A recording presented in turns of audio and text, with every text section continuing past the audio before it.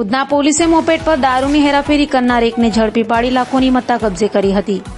Udhna police મથકનો staff પેટ્રોલિંગમાં હતો ત્યારે બાતમીના આધારે ઉધના રોડ નંબર 0 સંજયનગર ખાડી કિનારેથી અજીત રાજ નારાયણસિંહને એક્ટિવા સાથે ઝડપી પાડ્યો હતો અને તેની પાસેના થેલાની ઝડપી લેતા દારૂનો જથ્થો મળી આવતા પોલીસે દારૂનો જથ્થો મોપેડ સહિત 2 લાખથી વધુની મત્તા કબજે કરી હતી. જ્યારે દારૂ મોકલનાર સુનિલ અને દારૂ મંગાવનાર કમલેશ તથા રવિન્દ્રને વોન્ટેડ જાહેર કર્યા હતા.